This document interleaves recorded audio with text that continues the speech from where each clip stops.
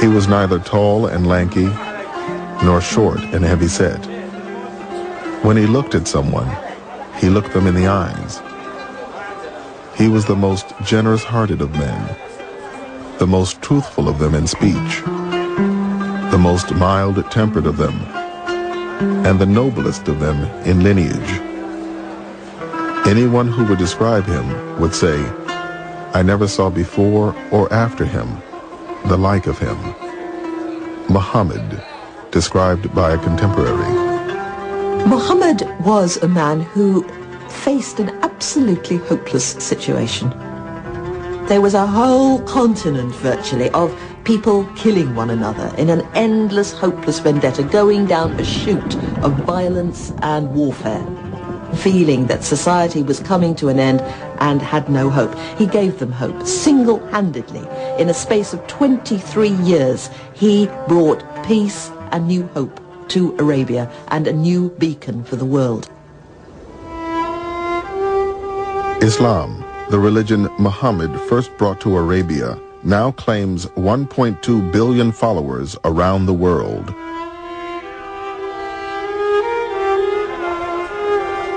There are an estimated 7 million Muslims in America, where it is the country's fastest growing religion and the most diverse.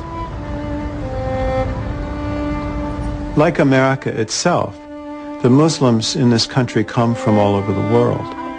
They have a common bond, not only in their religious faith and in their mosques, but in this story of Muhammad. They all look to it. This is the source of how to behave, of how to be a constructive citizen, of how to be a good parent, of how to be a good child, of how to seek knowledge and truth. These are values that are expressed most clearly for Muslims in the story of Muhammad. In the Quran, Allah says that Muhammad is the best example of behavior for you. And that's what he is, the guide for the way we deal with each other, and when we're in a position of authority, how we attempt to implement justice and law. The Prophet Muhammad, he asked the question to people around him, do you love your Creator? Serve your fellow man first. What does that tell you? It tells you, forget about all this intellectual, yeah, I love God and this and that. If you're going to, forget about talking the talk, walk the walk. You want to serve God, serve people. What more noble way to serve people than to risk your own life to save them?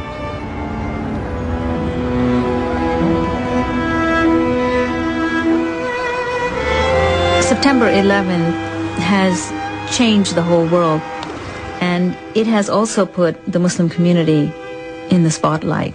How about the dove installation? Muslims have a lot of hostility being hurled at them. But this is also a time of transformation.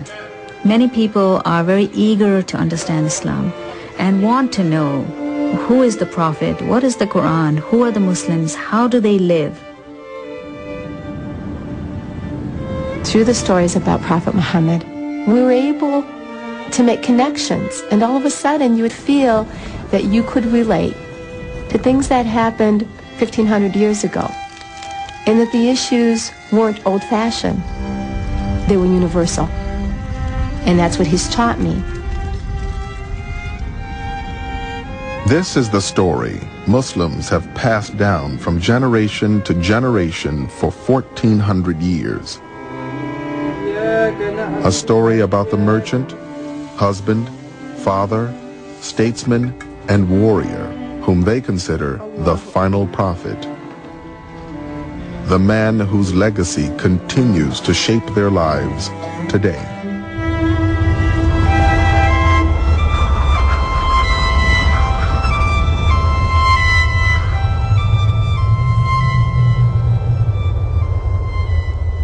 The life of Muhammad is, even in its details, probably better known than any other major religious figure before modern times. His followers made careful efforts to record memories that they had of things that he had said and things that he had done. Many of these traditions may have been made up later on, but at the core, there seems to me to be little reason to doubt that there is a picture and a portrait of a living man. According to Muslim sources, Muhammad bin Abdullah, or son of Abdullah, was born in the year 570 in the city of Mecca, in what is today Saudi Arabia. A poet of the times described Mecca as a place where winter and summer were equally intolerable. The world into which Muhammad arrived was a brutal one, defined by hunger, violence, and tribal warfare. You could not exist without your tribe.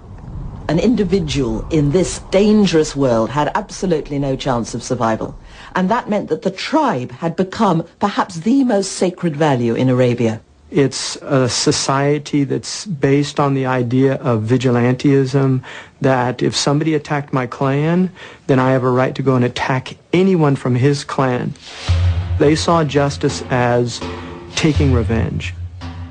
The Arabs of the 6th century had no written code of law, no common religion, and no central government.